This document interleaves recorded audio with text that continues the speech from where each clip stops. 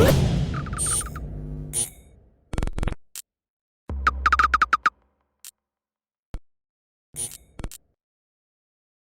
is Andy Purewal for Boxing Social in association with Betfred, and I'm delighted to be joined by trainer and manager extraordinaire Dave Coldwell over Zoom. Dave, how are you doing?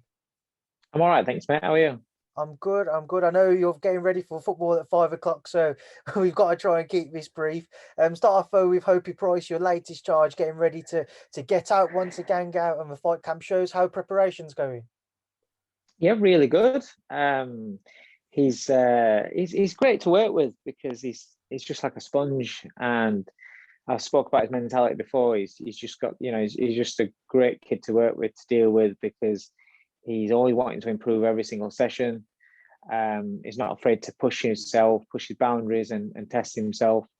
And he gets some great sparring with in our sparring with Jordan Gill, a lot of sparring with Leon Woodstock. We've got Stephen Cairns over at the moment, my Irish prospect.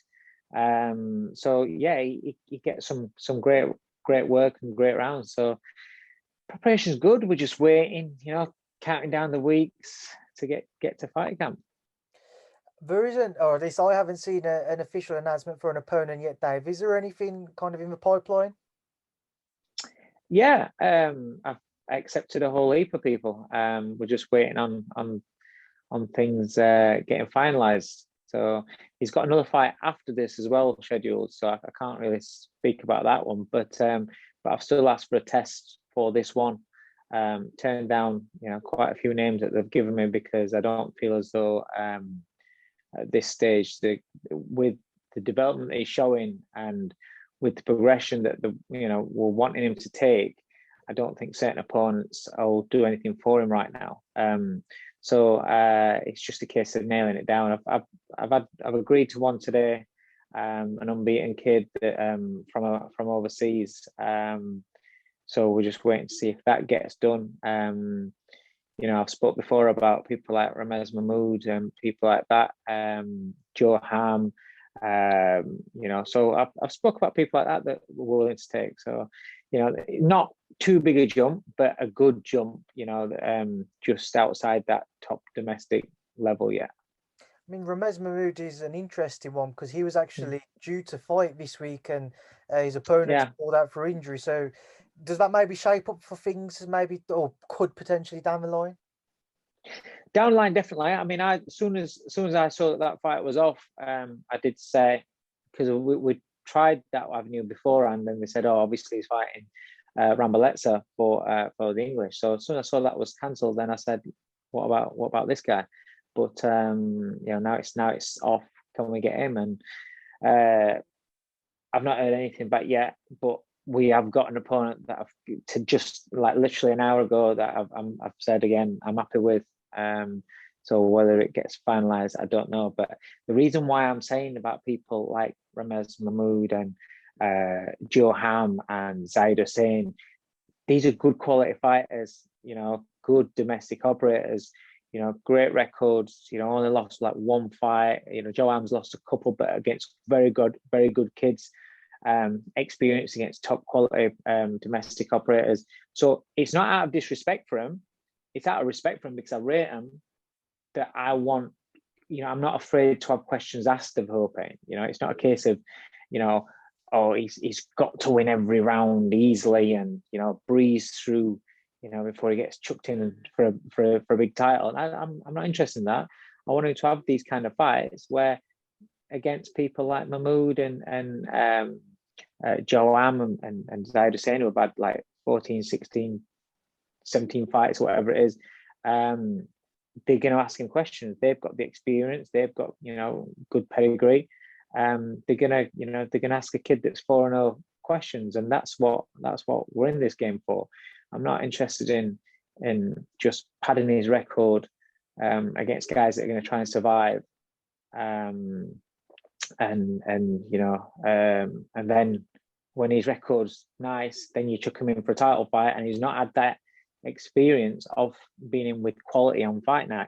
Listen, he's getting all the experience in the world, sparring wise. He's getting some real quality sparring. Like I said, Kid Galahad, he gets regular sparring with Barry as well, and so he spars good fighters, good quality fighters. So there's no point in sparring at that level and then going down to, without being disrespectful, going into fights with people that are great for early on, learning to be under the lights, but guys that are just there that you're expected to win, and it's a case of, oh, can he stop him? I'm not interested in that. I want fights where, the real.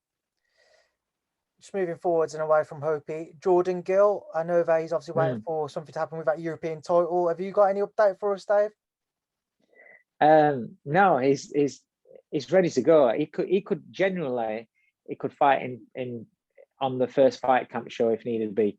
He could fight in 3 weeks. He's regularly, he's training, his weight's good. We're just waiting for the date to drop when we're fighting for this European title. He's just flying. He's just flying. I'm really excited about Jordan. His development over these last, since first lockdown, really, he's just gone to another level, and he's been consistency is key. You can do the right things and everything, and this doing it for 8-10 weeks, etc. But over a period of years, months, consistently, it all just starts falling into place, and it's falling into place with Jordan. And I'm really excited about. I'm excited about the fact that he's number 4 in the world in the WBA. I'm excited. He's in, I think he's 12 or something in the IBF. If he beats Gargo, then he'll take his ranking at about 6 or something. But Jordan's ready now. Let's win that European title, and then let's crack on. Let's move through the gears. What do you make of Andoni Gargo as an operator, Dave? Obviously, we recently saw him with Gavin McDonald before being halted there. But what do you make of him? Good fighter. Do you know what it is? There are fighters that come along that you look at them and you think, this is an easy fight. But there's something about it's their awkwardness that makes them effective. So some fighters don't look textbook outstanding, don't look very well, great. But there is a reason why they keep winning. There is a reason why when good fighters get in with them, they look ordinary, or they struggle, or they can't quite get the timing right. He's an awkward fighter, but he's awkwardly effective. So it's not somebody that we just think, just going to go in there and it'll be easy. Listen, if Jordan goes in there and and he is Jordan Gill, how he has been over these last 18 months, then it'll be a real good performance. And you're going to see something different to how he has been against the likes of Cesar Juarez and Bellotti. It's going to, there'll be a few adaptations to those performances you're going to see. Now, Lerrone Richards, I imagine, might be ticking over again now. Anything going on with him, Dave? Yeah, I had an interesting phone call with his manager, Sam Jones, last week. We've spoke about what fights, spoke to Eddie about what fights we want. But there was an interesting phone call from Sam. Said it's very close. I don't believe anything until it's done. I've seen too many fights when we're almost there and it's not there. But if the fight that they're talking about gets done, then it's exciting. It's like, oh, okay, let's go. But yeah, Lerrone's back in the gym now. He's just in a different mentality now. It's almost, he has real, they talk about fighters improving when they keep winning titles. When they win a title, well, Lerrone's won the British, the Commonwealth, now the European, but there seems to be a difference to him now. Now he's sometimes it takes a while to get used to the new environment, the gym setup, the things that you're trying to work on with them. And he boxed really well in his last fight, and now he's come in and he's kind of like carrying himself even better now, and he's got more belief even, and he understands that he can work a little bit more. He can take himself out of a comfort zone. Doesn't have to just be lazy in fights, because that was my criticism of him beforehand. So he's excited, and he's really appreciative of the love that the fans have been giving him since that fight. You know, he has really. I get stopped now in the street, and people talking about Lerrone. Didn't happen before that fight, you know. So yeah, he's enjoying that side of things, and he's really appreciative of the fans, and he's enjoying himself. And yeah, we're just looking forward to what comes next. I saw one rumor, Dave, that John Ryder may be a man in contention to face Lerrone if he wasn't to obviously face Dmitry Bivol up at 175. Is that a name you guys have considered? Lerrone actually sent me the EBU notice when it was put forward, but I said to him straight away, Ryder's looking at a world title fight. You know, why is he going to fight Lerrone? But also then today, I think I saw, was it today or yesterday? I saw the WBA putting out, what's his face who boxed? Is it Morel? Morel? Yeah. They're putting that back out. So I think Ryder's going. He is going the world route. So I don't think that'll happen. Certainly from I don't manage Lerrone, so you know, I might be wrong, but it's not a name that's been mentioned to me either by Eddie or by Sam. So what do you make of David Moore? Just on that case, what do you make of him at 168? You know, I saw a few people Good. mention he could be a problem. He looks a problem. He looks a problem. He looks very good, doesn't he? Yeah, he's a good fighter, mate. What can I say? Very, very talented fighter. Exciting. Definitely a great addition to the division. Then just moving forwards and back onto your own guys. Raza Hamza, what is going on with Raza? So he was supposed to be fighting Reece Mold for the English title. That got made, but then just as the first bids were coming up, spoke with Steve Wood, and Steve Wood explained to me that they were I think he's moving up a division. So they gave up the title. So gone back to the board will pick out another challenger, and that'll get made. So yeah, we're looking to get him out as soon as possible, like July, maybe August, just in a little, you know, maybe perhaps an 8-rounder just to get him out. And then by that time the board will, you know, we'll know what's happening with the board with that English title fight. And Dave, just moving forwards once again, just away from your own kind of stable of fighters. Just want to get your thoughts first and foremost on the latest announcement for the DAZN kind of commentary team and what have you. So obviously, you know, Andy Lee, Tony Bellew, your old charge, Mike Costello, then Maya Jama, Laura Woods, and of course Darren Barker and Chris Lloyd. Just your thoughts on their new team? It's wicked, isn't it? It's really, really good. It's a great lineup. I think it ticks all the boxes. You know, you've got mainstream with Maya Jama. She's on everything, and she's smashing everything. She does football, obviously, just the normal like TV entertainment, things like that. She's into music. She's massive on that scene, and so you know she's a great figurehead, and she's a good presenter. But also she looks the part as well. So you're going to get another, you know, another audience, and to you know to make the wanting DAZN to stand out and to be cool and very current and, you know, at the forefront of everything. And so, you know, you've got hers presenting, you've got Laura Woods, who's fantastic, does a great job. I mean, she smashed the football and talk sport things and stuff like that. I didn't realize that she'd done stuff for Matchroom before, in other sports, I think Eddie said. But yeah, so that's a good addition. But then Mike Costello, he's just legendary when it comes to commentating. He's just legendary. So I'm you know, it's great that Mike's going to be on board. Andy Lee he breaks fights down really, really well.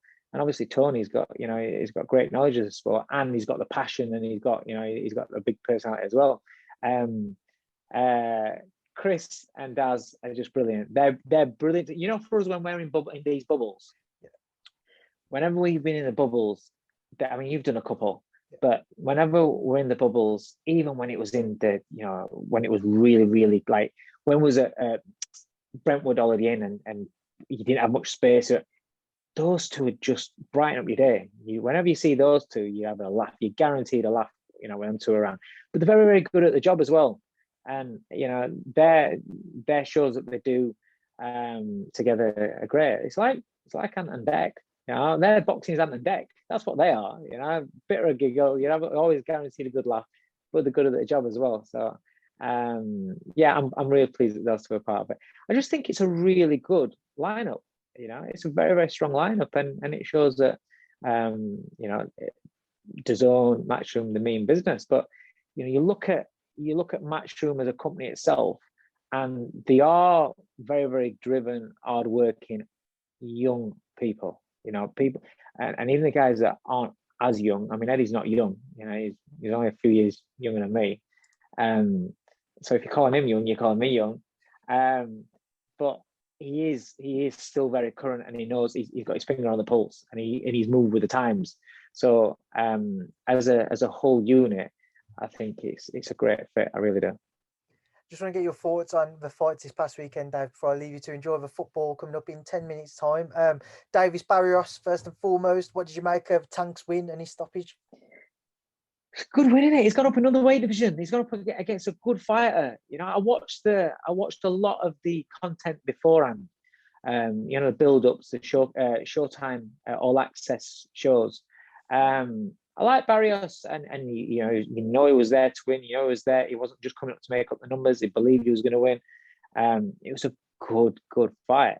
You know, and again, when you're taking these challenges against real fighters, and you're stepping up in weight division and things like that, you're not always going to win every round. You know, but it's not a who's winning at the time sort of thing. You know, it's who wins.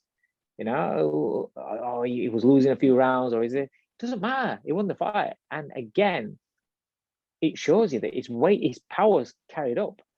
You know, because he's a devastating puncher. It really is, and he's exciting.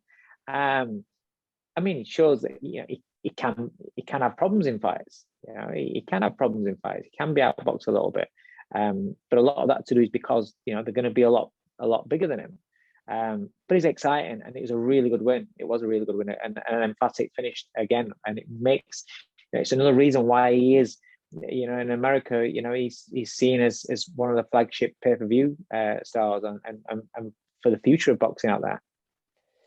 Dave, after the fight, Floyd mentioned that they want to keep things in-house. They want to put him in with the other PBC fighters, the other guys teamed up with Mayweather Promotions.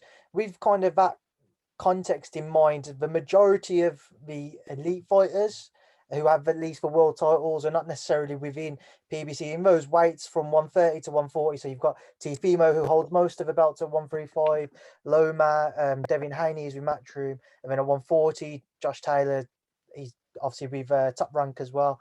Just kind of your thoughts on those comments and what it could lead to for Gervonta.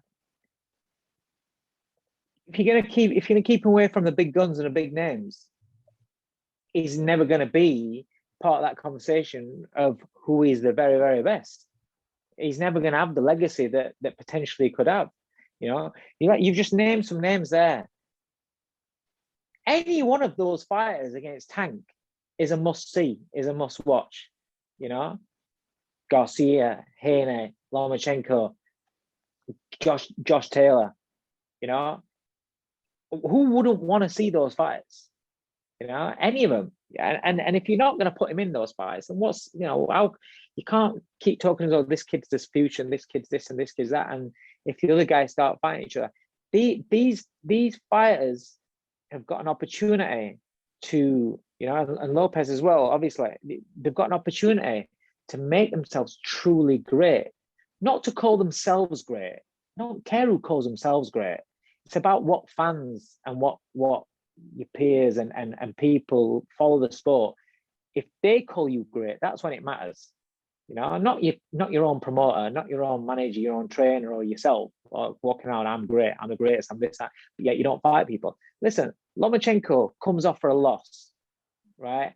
And he wants a rematch with the guy that beat him. He can't get that. So he picks the guy that beat him a tough fight. And he says, okay, watch what I do with this guy. I want the fight. I want the rematch.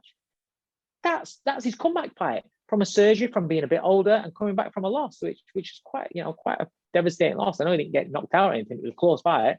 But with the scale of things, you look at how everybody after Lomachenko, not everybody, but a lot of people, as soon as Loma gets beat, he's dropped out of the equation. It's like he didn't exist again. And they're talking about the four kings and all that bullshit.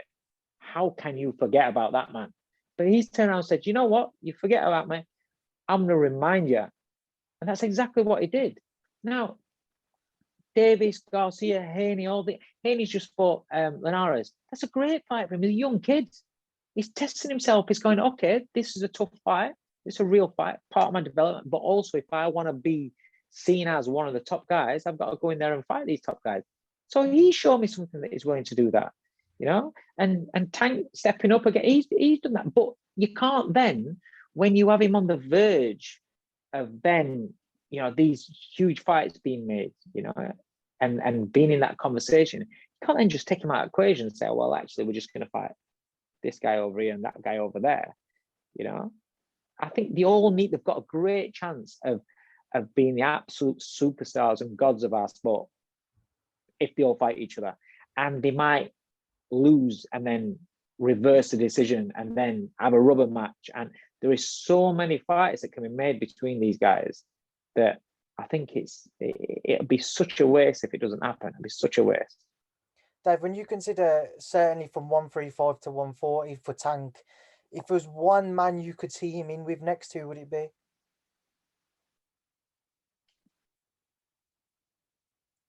I don't know, because like I said, any of them, I would love to see him in with any of them. You see, I want to see Lomachenko against Lopez next. I want to see that. So that takes me out of the Tank conversation right now. But at 135, Tank against Haney. Yeah, probably that one maybe. I don't know.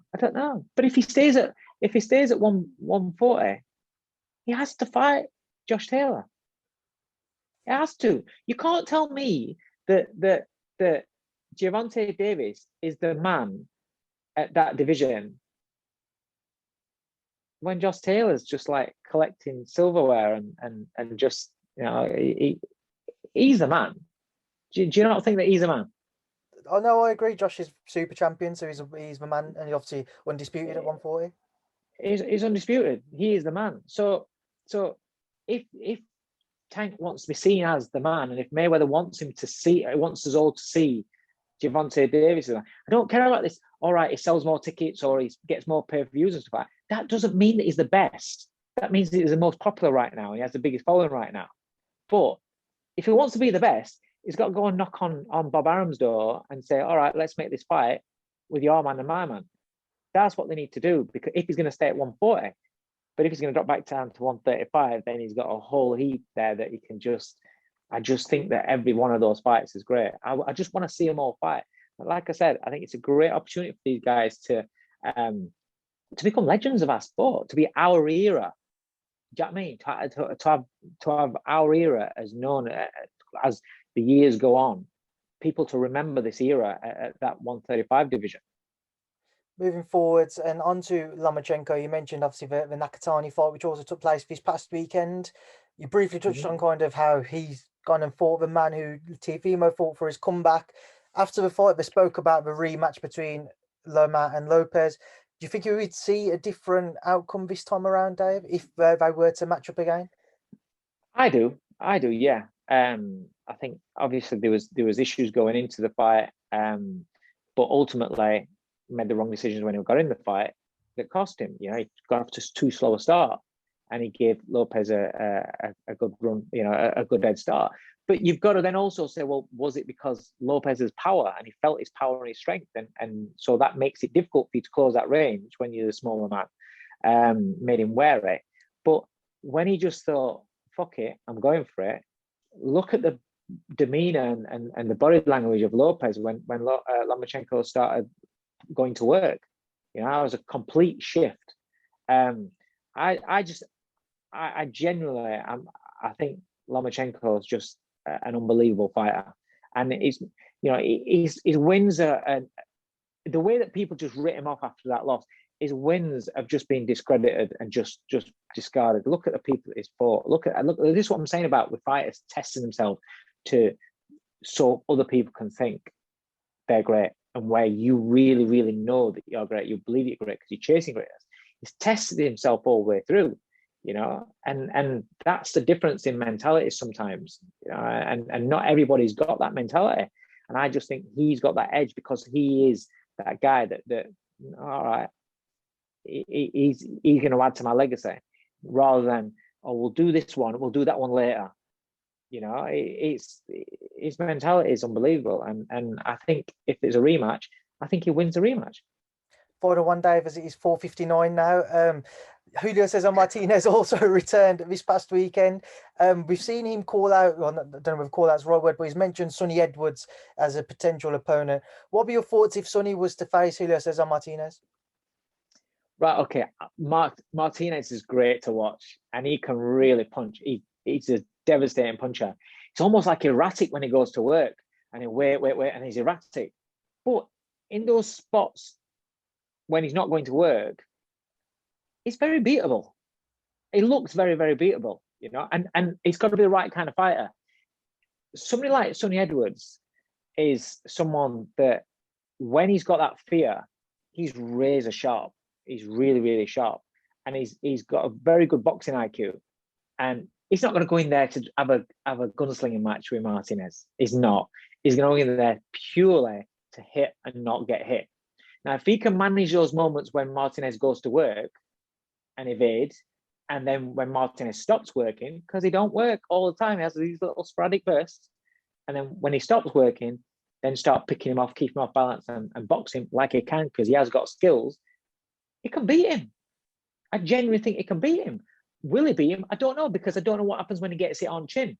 We've seen him go down a couple of times before. So listen, if Martinez hits him, he's getting put out, I believe. But do I think he's got the ability to outbox Martinez? Yeah. So is that a fight that I want to see? Yes, because going into, I just don't know who's going to win the fight. I don't. I think the people that Martinez has fought are great for Martinez's style. They're great for his style. And Sonny Edwards would be the worst kind of opponent for his style. So it'd be interesting. I would love to see that fight. I think it'd be a great fight.